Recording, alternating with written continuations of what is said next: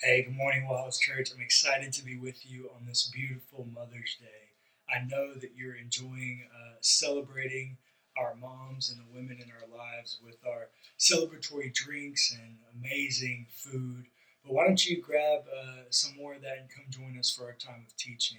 I'm excited for this word and this message today because as we've been going through restoration stories, we talk a lot about men and the way that men do some terrible things and are called faithful and rewarded for their faithfulness, even in light of these things that they do. But we've reached a point in Hebrews chapter 11 where we're introduced into a character named Moses. Now, Moses is famous for the burning bush and the parting of the Red Sea and leading the Israelites out of slavery in Egypt. But interestingly enough, the author of Hebrews, in the introduction of Moses, says this: by faith, Moses was hidden by his parents for 3 months after his birth because they saw that the child was beautiful and they were not afraid of the king's edict. So when Moses is born, the Egyptians see that the Israelites are growing in number, and they're afraid that if they keep growing, that they're going to be able to overtake the Egyptians. And the Egyptians are the kind of world power at this time.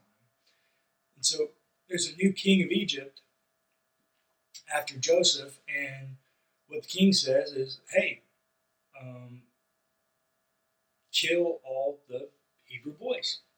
If you see it and it's a girl, cool, let it live. If it's a boy, you have to kill it.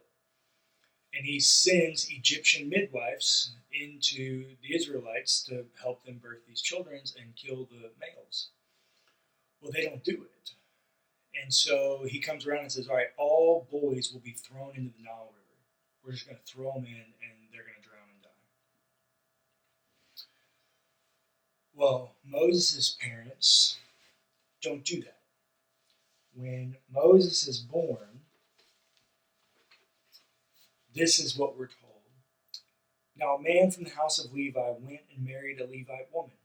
The woman conceived and bore a son, and when she saw that he was a fine baby, she hid him 3 months.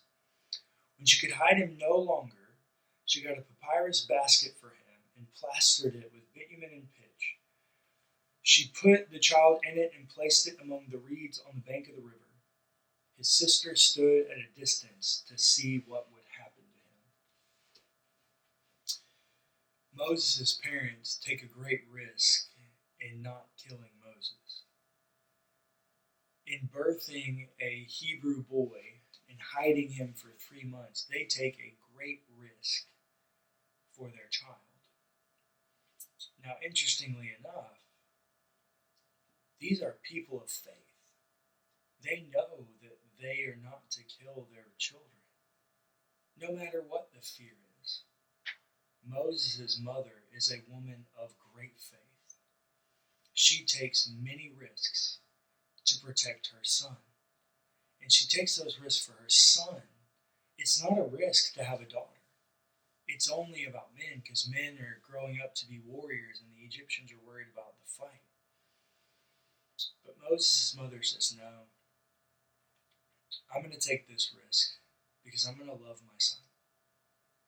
And she hides him for 3 months, and then it comes a point where she can't hide him anymore. And so she's asked to do a very difficult thing. She sacrifices for her son. She puts him in a basket and lays him in the reeds along the river. This is also a huge risk, because if Egyptian soldiers find him, he'll be killed. She doesn't know who's going to find him. There are many outcomes to the way this will happen, but she knows that she has to take a risk. She has to sacrifice to try to protect her son, as good mothers do, as good parents do. And interestingly enough, the story goes on, and actually the daughter of Pharaoh finds Moses in the basket. And his sister is there, She says, hey, do you want me to go get a midwife? Do you want me to go get a wet nurse from the Hebrews to feed him for you? And Pharaoh's daughter says, yes, please. And so she runs, and she gets Moses' biological mother to come be the wet nurse and caregiver for Moses. Now, interestingly enough, the text also says, Pharaoh's daughter said to her, take this child and nurse it for me, and I will give you your wages. So the woman took the child and nursed it. When the child grew up, she brought him to Pharaoh's daughter, and she took him as her son. Sometimes restoration comes through risk-taking. And mothers, you risk everything every single day for your family. And we are immensely grateful for you.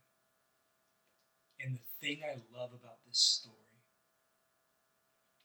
is Moses' mother takes a great risk, both in just keeping her child alive, as well as putting him in the basket. But God rewards her risk because of her faith. She has faith that God is going to protect Moses.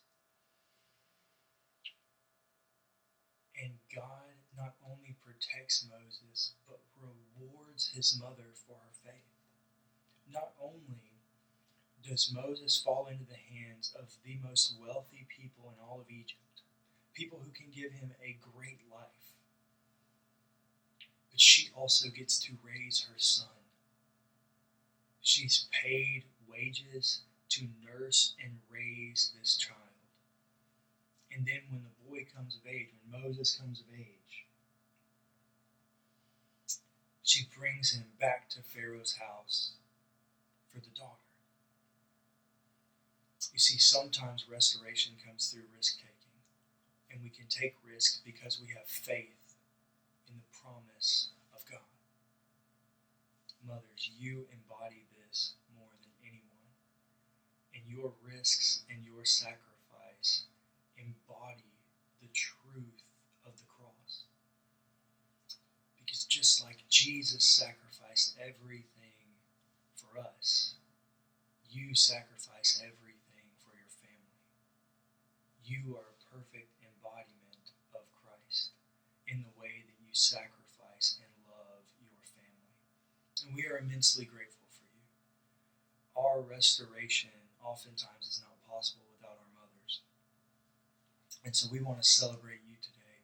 We want to thank you for all of your sacrifices, and we want to honor you for being a person of immense faith, so much faith that you can take these great risks. These risks are hard. It's not easy to put your kid in a basket and set him in the water. But because we're people of faith, faith overcomes the risks. Faith overcomes the obstacles. Faith is bigger than any leap of faith.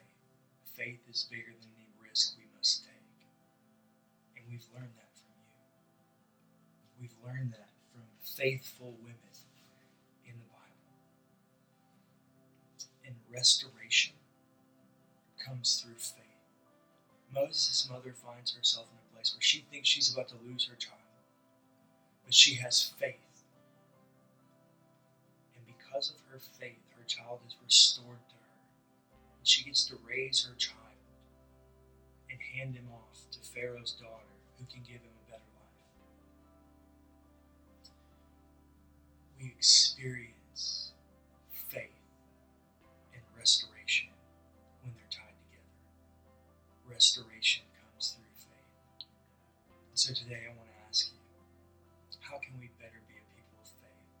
How can we pursue restoration alongside our faith? How can we be better people who embody faith, following the image of our mothers and the mothers recorded in the scriptures? How can we be a people of this faith so that we can experience this level of restoration?